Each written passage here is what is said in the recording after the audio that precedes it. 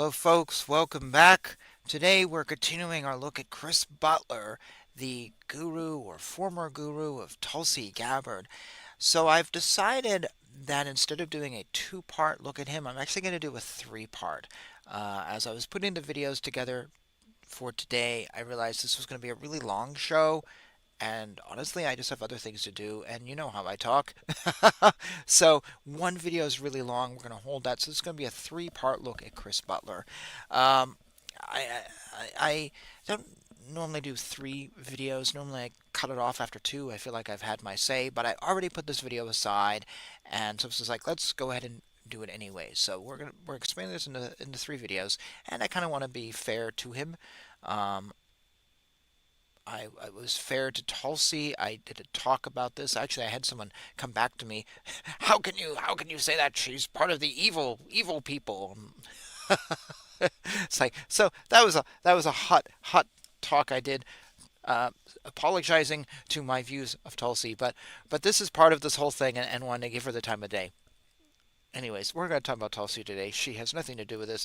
I want to talk about just Chris Butler, just the guy she led, and this is part of my ongoing series of looking at different gurus and how they talk and what they say and things to look out for if they're good or if they're bad or just yeah, it's a learning experience here. Anyways, we're going to dive right into this today with four videos. So hang on, let's rearrange the house. I have four videos that are all under 10 minutes. So we're going to be here for at least an hour, just so you know, and talking about stuff. But there's some little slices here, and I should say I haven't watched any of them. I quite literally have not watched any of them. I basically went through YouTube and just found a bunch of videos that looked like they were recorded in different times and places, because it's one thing sitting right here in a room, like Chris Butler sitting right here in his blue shirt, and we look at five videos from him with his, sorry, blue sweater. That's one day in place, maybe, or 2 or 3 days. I mean, I wear the same clothes, but these are just my lounging clothes. But he's in a public place, so he's going to change his clothes more than I do at home. So I want to find something that is, here's another day, here's another year, here, try to get the full picture of him. And you're even, it's not so much looking at how his teaching has changed, but if you're getting one thing from one point of, if you're getting a bunch of videos from one day, it's all going to be within the same thinking. His brain is going to be in a certain space. So what I'm doing is trying to find different spaces where his head is in different places. That's, to me, the best approach to doing this. One of my earliest videos was John DeRuiter, and was that maybe that was my first reaction video. And I did a talk, and then I also did an interview. And it's very different. You see a very different side of him in that different context. So that's what we're doing here. So today we'll do a couple contexts. I haven't listened. I just grabbed things. Usually it's because the name of the video sounds interesting on YouTube, and it looks different, and I just grab it, and it's fairly short. So that's all it is. I don't know what I'm walking into. It is all really first time viewing this, first time it's all off the cuff.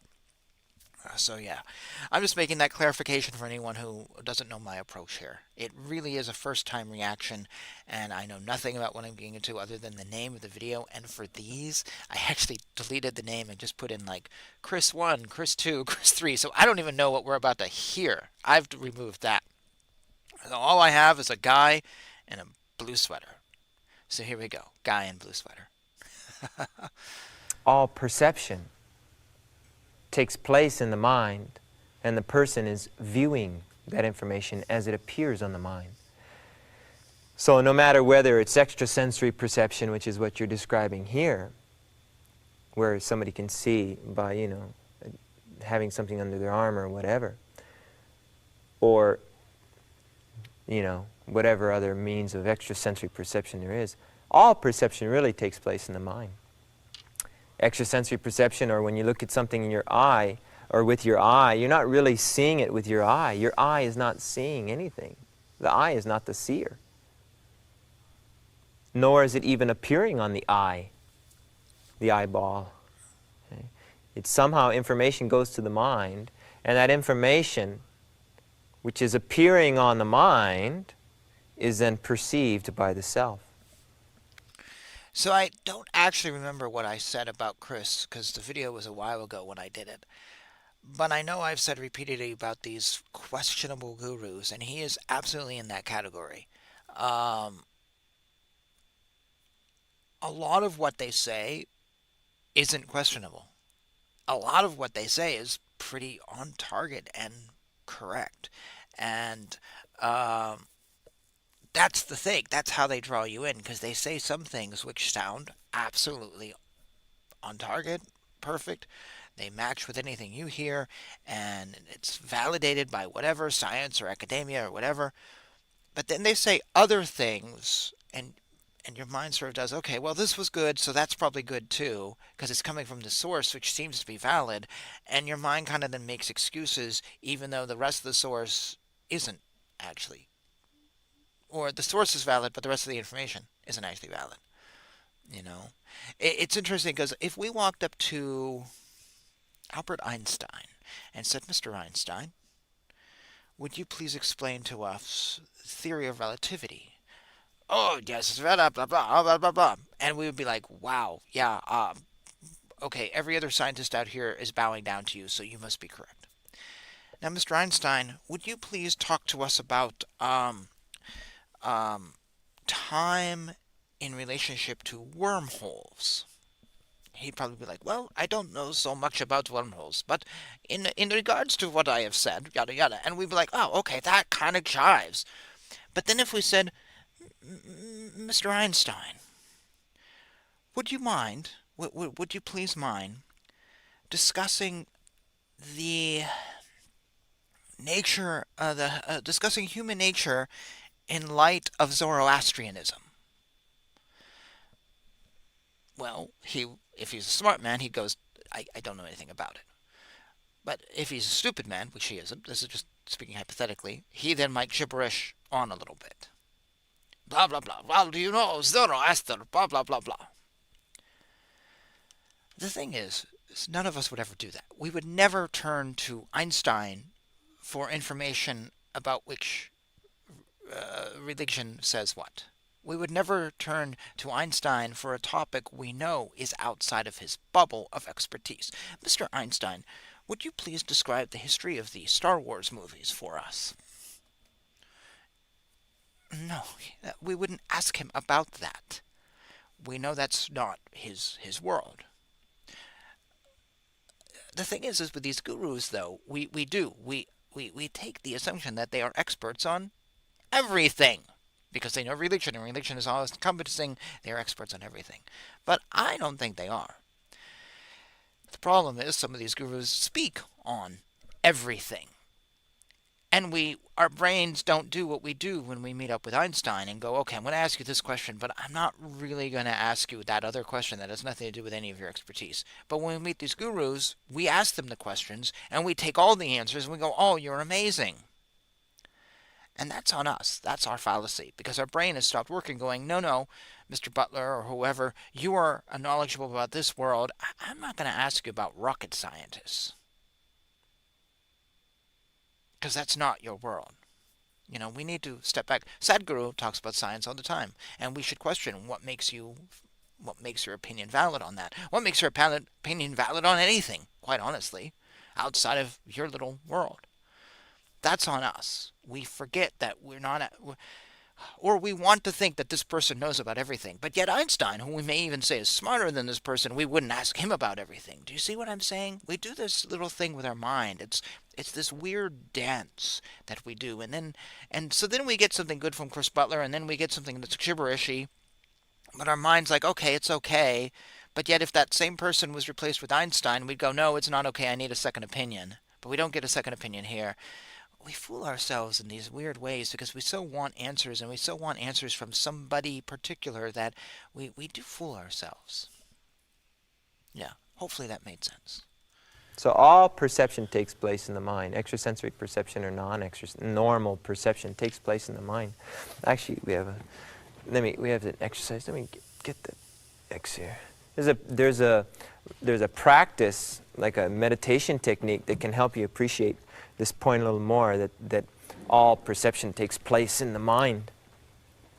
Can you get this? Okay. If you look, what I want you to do is look at this cosmic red X, and what I want you to do is concentrate on it. Gaze intently on it. Gaze intently on it, and say to yourself, I'm aware that I'm looking at this red X. Okay? Get it solid imprint there. Okay? Then, now what I want you to do now is close your eyes, and look at the red X as it appears on your mind. Okay? Now try to get it out of your mind. Okay, we'll do that later. The point is that this is just a little quick thing. You can do that exercise or that practice later on your own. But the point is that I think he lost his if you're train of looking thought, at this red X, like I do all the time. and then you close your eyes, you can still be looking at that red X, right? But now, it's like the perception. Whether with your eyes open and your eyes closed, the perception is really there on the mind. You're really looking at the mind. Okay? So, all perception is taking place in the mind, and each of us is like in our own little theater, and the mind is like the show we're watching. Right? We're each in our own private little theater, and nobody knows what else is on our mind, unless, of course, they're mind readers. And everybody freaks out when they think somebody's reading their mind. It's kind of like, hey, wow, this guy's really in my space, you know? So this guy's really violating my privacy here, right? I mean, that's really heavy when somebody's trying to get into your mind, read your mind, because that's the most private space, right? So where each of us knows that we're in our own private little theater, right? And once in a while, we might feel somebody's trying to break in, okay? But generally speaking, keep putting aside the psychics and all those guys, we're in a private theater. No one else is in there. No one else sees things exactly as we see them. For example, what I'm seeing right now is not what you're seeing. You're seeing it from your angle, and I'm seeing it from my angle. Okay? And if you close your eyes and you just watch your mind, nobody's seeing that but you.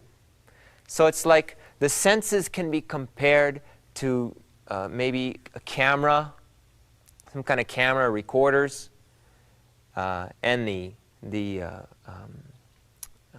mind can be compared to the film or the tape, the videotape that these impressions are recorded on. I believe in the last video I said that he never got to his point, or he didn't seem to have one, and I'm waiting now patiently for his point. And you are the self, the viewer, the perceiver of this information. So you're like the guy sitting in the movie theater, you're the viewer, and you're watching this information that comes across the screen, right? The film, you're watching the information on the film that was originally taken with cameras or videotape recorders and so on. You're not the mind, you're just watching the mind, the viewer of the mind. So, any other questions, any other points? So that's the point. This means that the person cannot be the mind either? I just said the person is not the mind. How can the person be the mind if the person's watching the mind? You're viewing the mind. But are you viewing You're the the mind? viewer, and the mind... Are you viewing the mind? Is that really what's happening? Is that really how it works? So I'm not the mind, but I'm viewing the mind. So that would put me outside of the mind?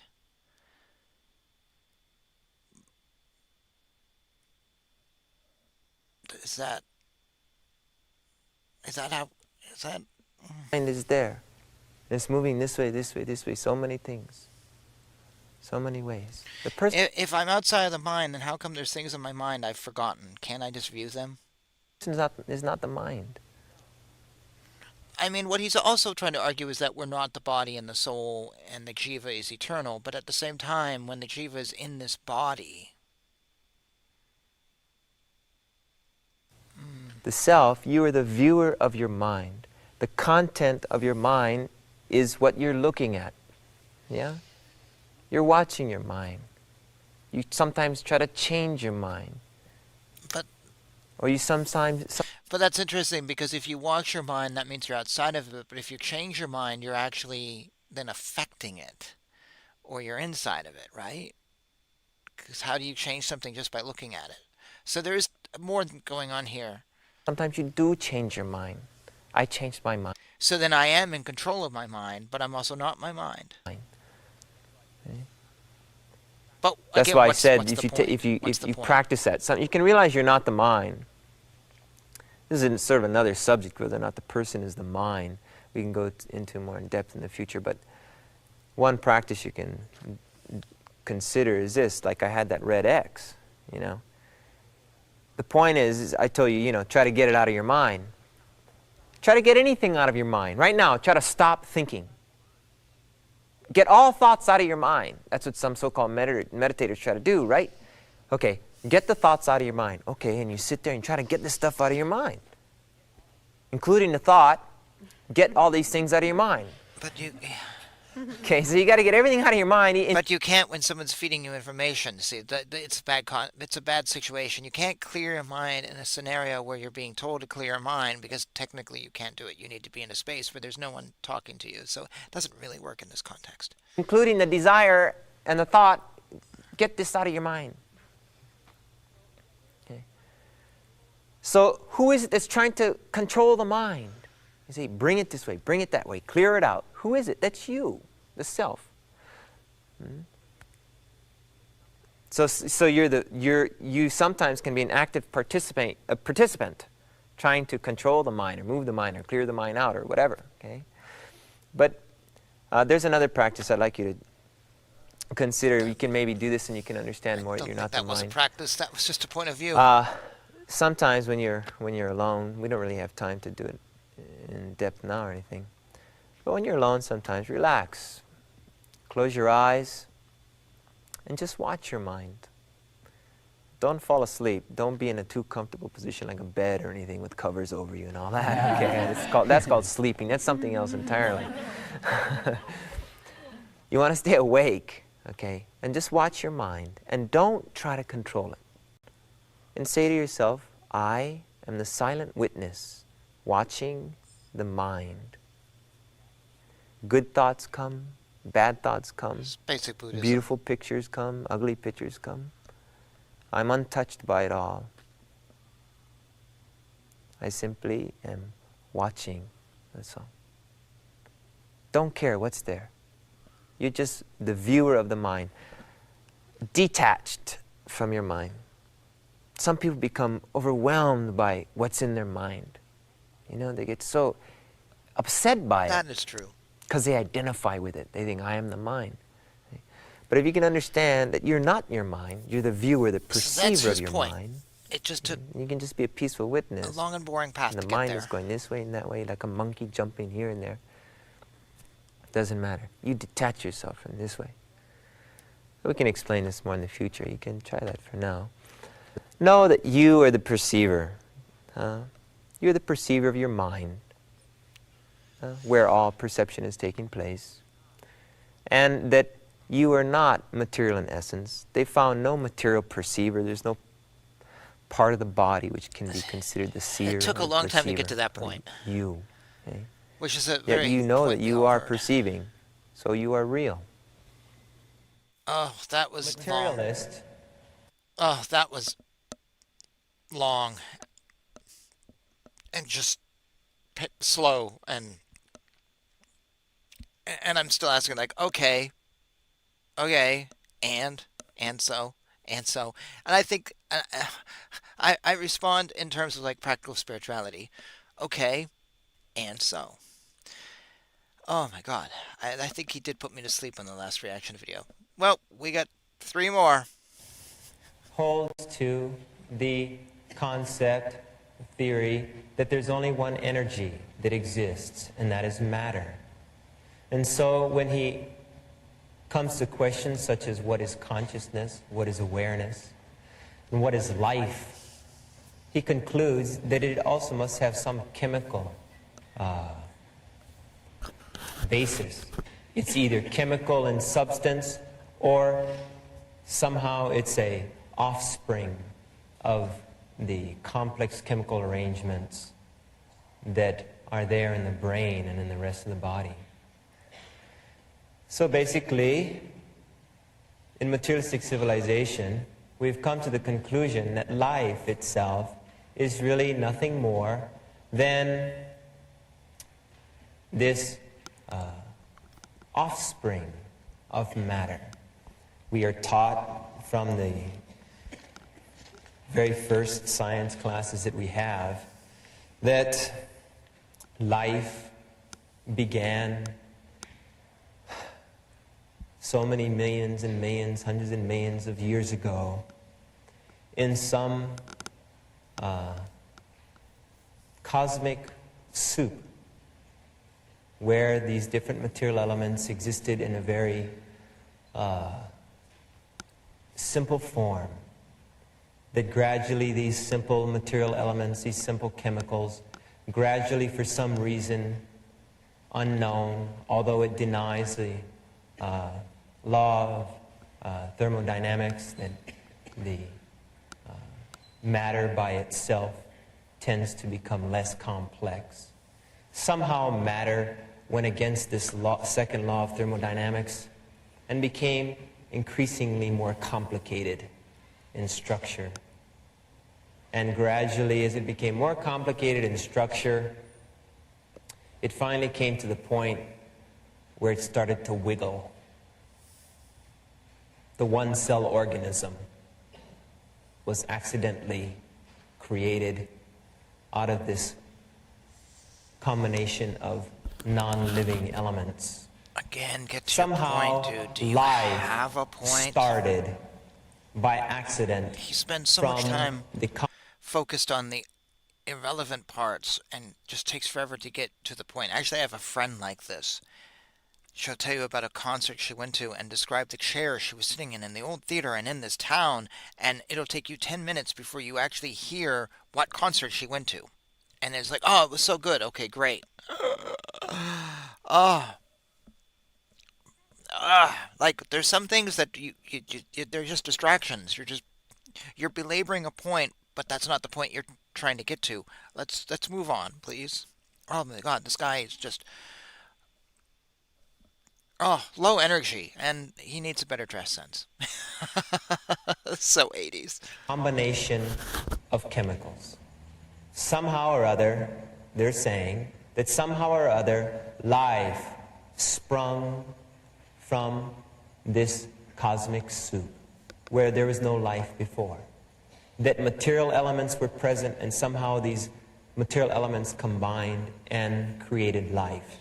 And from this first living organism, all living organisms have come, increasing gradually in complexity of our bodily structures.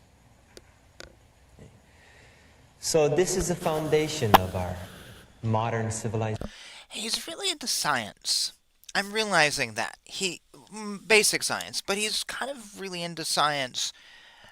You know, it's interesting. He comes out of ISKCON, and he from what I believe, or from what I've read from ex-devotees, he basically sees himself as Krishna, but there's a real lack of any heavy spirituality here, real lack of discussing God. I think this was the way it was in the first reaction video. It's sort of like, we're going to have spirituality without actually discussing spirituality. I mean, and then we're going to discuss science, but we're not really going to go anywhere with it, except to lead into some basic spiritual ideas that we're just going to drift away from.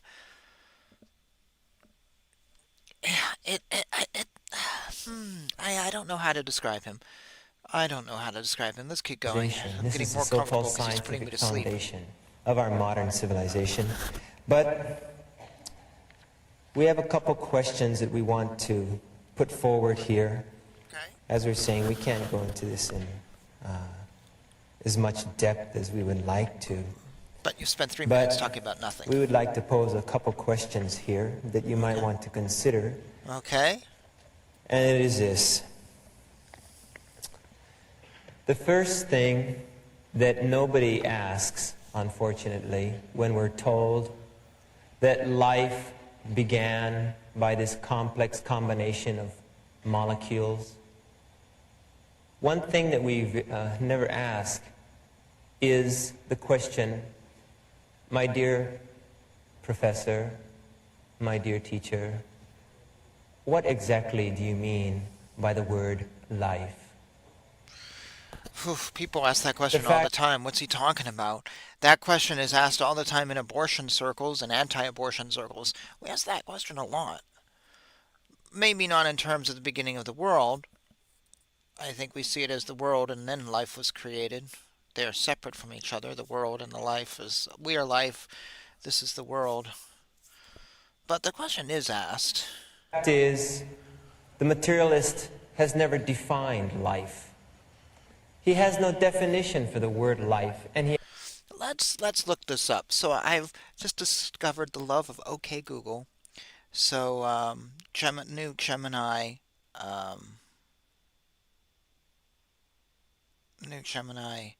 thing. OK Google, what is the definition of life from a materialistic standpoint? Let's see what she says. From a materialistic standpoint, life is defined not by any inherent purpose or vital force, but as a complex organization of matter that exhibits certain characteristic processes. Here's a breakdown of the key aspects of this definition. Core principles of materialism. Matter is fundamental. The only fundamental substance in the universe is matter, and energy, which is often considered interchangeable with matter in modern physics. There are no immaterial substances like souls, spirits, or vital forces. Physical processes explain everything. All phenomena, including those... Okay. So life can be defined as a system of organized matter. Well, then there is a definition by materialists here, and wow, she goes on and on and on. Quite a long explanation of this. He actually has no definition, therefore, for the word death. Well, let's try that one. Okay, Google, what is the definition of the word death from the point of view of a materialist? From the point of view of a materialist, death is defined as the asterisk permanent cessation of the biological functions that sustain a living organism. Here's a breakdown of what that means within a materialist framework. Materialism is... No. So it's the cessation of bodily functions. Well, he just said there is a definition. There is. He's simplifying a discussion, though. He doesn't know what life is. No, that is not true, Chris Butler. So according to OK Google, a materialist does have a definition for these words. And that's really all I wanted to find is what was the definition.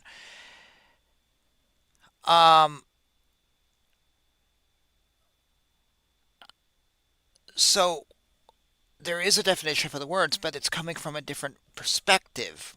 And from Chris Butler's point of view, there seems that because, well, it just feels like to me because he's not, these scientists are not coming from a religious point of view, then their definition either doesn't exist or it's just doesn't, it's not valid. But this isn't true. He's changing the argument here to prove his point. Clearly, these people have definitions of life and death. We just found one, and I could have let her talk on for another 3 minutes. It was a long. Both of the answers were long. For him to say no, they don't is simplifying this. And isn't truly accurate or honest representation. If you ask the materialist, what is life? You can tell me what water is. You know, there's an example here that if you look in a dictionary like Webster's Dictionary or something, you'll find a definition of water, and you'll find it reads as follows: water is the colorless, transparent, liquid, occurring on earth as rivers, lakes, oceans, etc., and falling from the clouds. He did as his rain. research on It water, is but not on the chemically definition of life and death by a It is materialist. chemically a compound of hydrogen and oxygen, H2O, and under laboratory conditions it freezes hard, forming ice at 32 degrees Fahrenheit, and boils, forming steam at 212 degrees Fahrenheit, etc. And here's how they define life. That property of plants and animals which makes it possible for them to take in food, get energy from the food, grow, adapt themselves to their surroundings, and reproduce their own. It's okay, so he does have a definition, having just told us that they don't have a definition. So really what he's saying is their definition isn't accurate and it's not valid. It's materialistic. But from their point of view, it's an accurate definition. Why is his... I mean... I'd like to... I feel like I would like to argue his point, but I'm also at a point where I don't know what his point is. I used the word point too many times there. Kind. It is the quality that distinguishes a living animal or plant from inorganic matter or dead Science has organism. the wrong definition. That might be his point. They've never defined it. Supposedly life is chemical in essence. Now, if life is either chemical in essence, or if it is a creation of chemicals, which means it must be of some chemical essence, if they're saying that only chemicals, only matter exists, then life should have some material composition. If it doesn't, then it doesn't exist by their definition, since only matter exists. Yet you will not find in any dictionary a chemical definition. You'll not find a definition of life. You'll only find them describing that life is that property of plants and animals which makes it different. This is not a definition. Okay, Google, what is the chemical definition of life? It's like it's saying life is that property of living things, plants and animals, huh? So you're saying life is that property of... According to, okay, Google, defining life chemically is challenging as there isn't one universally accepted definition. However, several definitions emphasize the chemical processes and the components. Like NASA's, wow, there's so many. Like NASA's working definition, life is self-sustaining chemical system capable of undergoing Darwinian evolution. Now we have to discuss Darwinian.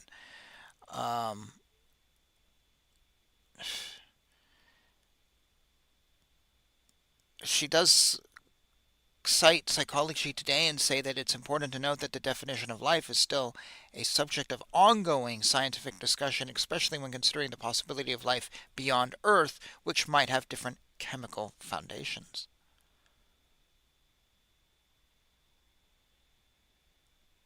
So then what is life? Well, he's trying to show that the materialists don't have a definition for it, but what is the... But I don't think he's getting his point. Anyways. Of life. Life is that property which living things have. What is it? All they can do is beat around the bush. Which is what you do. They cannot answer the question, what is life?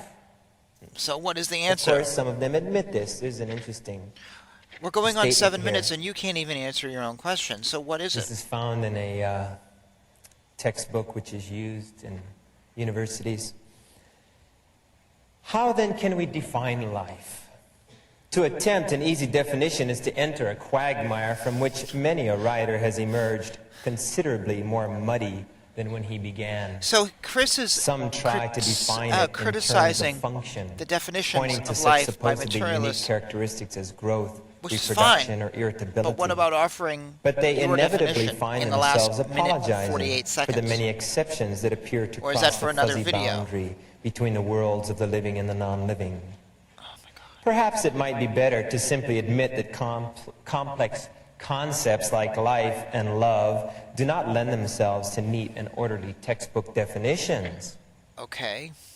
But they don't. They say, still, since we got to write this textbook and make believe we know what life is, still, in keeping with our automobile analogy and the mechanistic view of life, we can regard a living organism in terms of complex chemical reactions taking place at a specific level of organization of matter.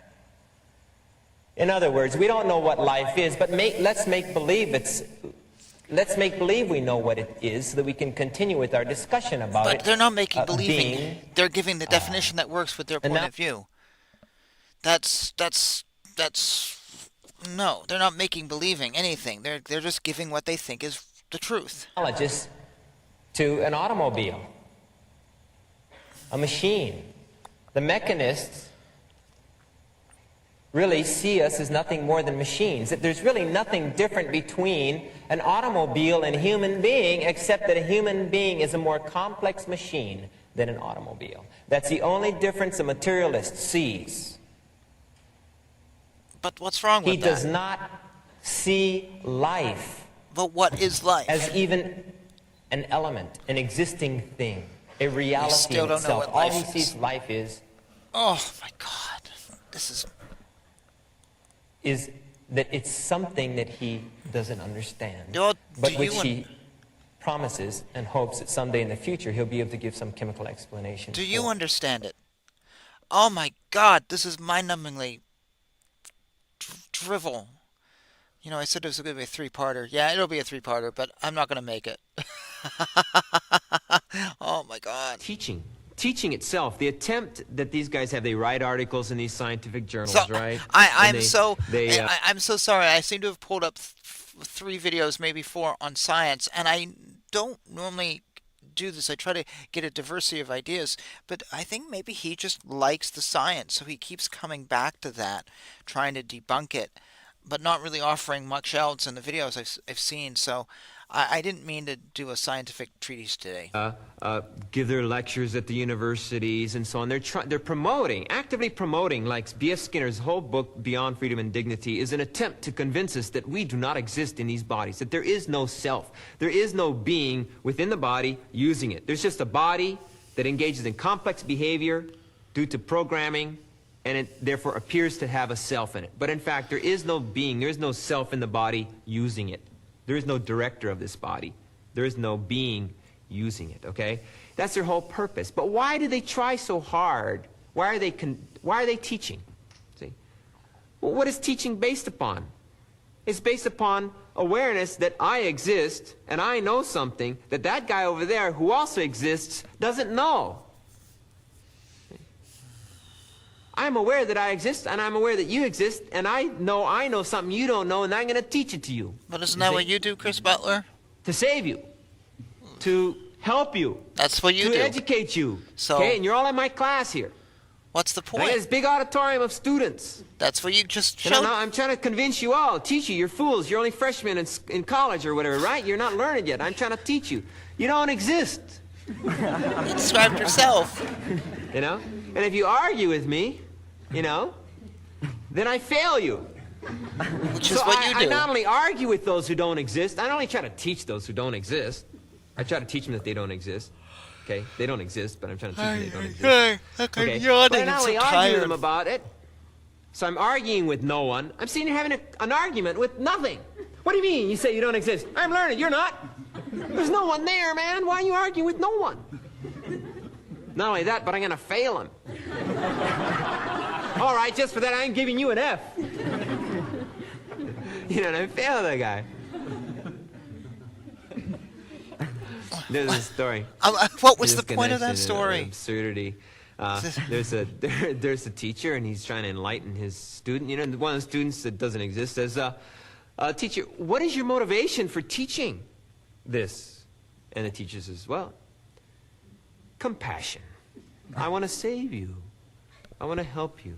And so the student asks, compassion for me? He says, well, the teacher, he flashes. Well, of course you don't exist, and I don't really exist, and none of us really exist, but I can't stand to see you suffering in this way, so I want to enlighten you. And the student says, one day maybe I'll understand. It's too deep for me right now. Maybe later, you know? Maybe when I get my degree, yeah. Yeah. It seems that the question or the real challenge then is that we have to do is to prove the existence of the self, really prove it. No, there is no challenge on our part to have to prove the existence of the self. The very concept of proof is based upon what? What is proof? When kids say, prove it to me, what are they saying? Huh? Show me. Show me. Show me. Right? Then when we get more sophisticated, we say, well, are you able to confirm this scientifically? Okay. But basically, it's show me, okay? So, right? Show me or show us. Did you show anyone else? You got to show a bunch of people. You got to do the experiment again and show other observers, right? You have to show the same thing, the same effect to other observers. Then it's proved, okay? So basically, proof means perception. That others perceive it, observe it. Okay? Other people will observe what you say you observed, okay? Then you get together and you say, did you see that? Yeah, I saw that. We all saw that. Let's see if we can do it again, okay? It's based upon perception.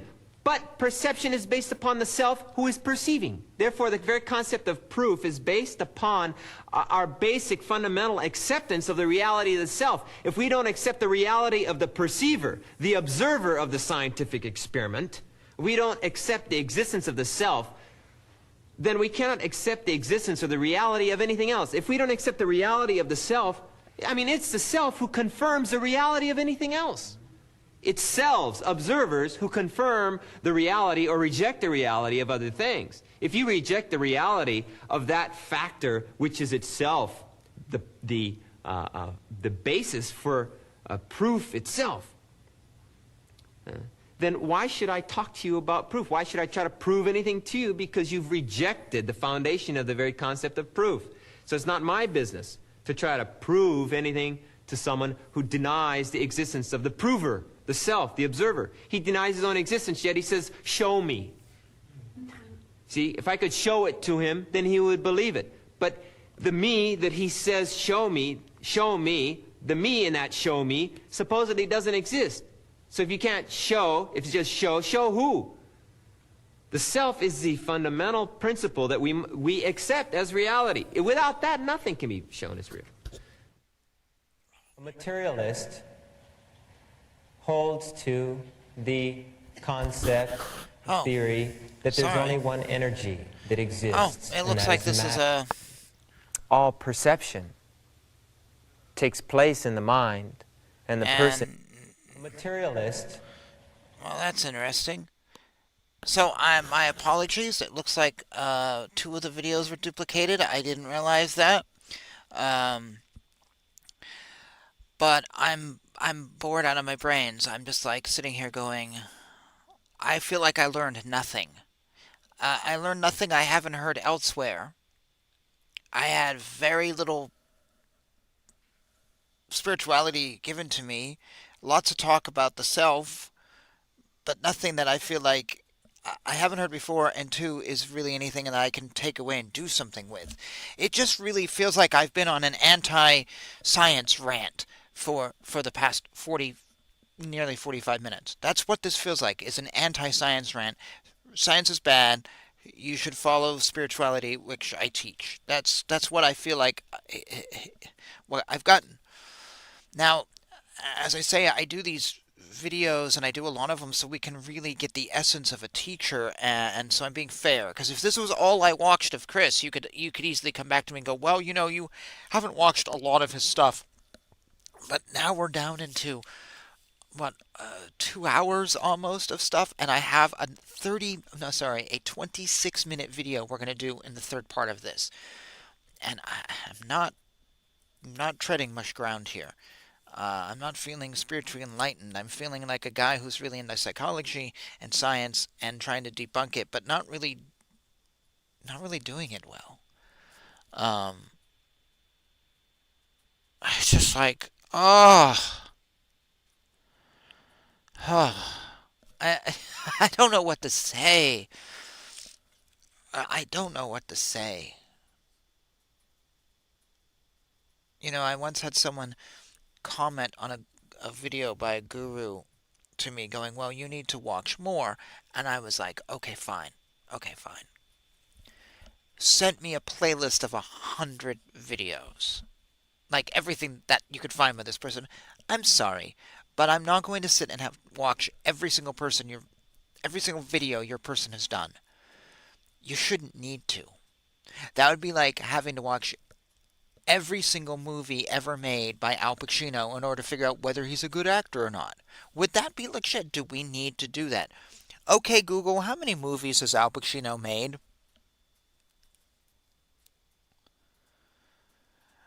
Let's see. As of Saturday, April 5th, 2025, Al Pacino has acted in at least 65 credited movies. 65 movies between 1972 and looks like to 2021 at least. You do not need to watch 65 movies to know if Al Pacino is a good or bad actor. I do not need to watch 100 videos by a guru to know if they are good or bad. If I have to watch 100 videos by a guru, I have to think that maybe they're not so good, because I gotta weed through a bunch of bad ones and manipulate myself into thinking, well, there was 17 good ones, so therefore he's a good teacher. No, you don't need to do that. You don't need to listen to every album by Led Zeppelin to know if Led Zeppelin's good or not.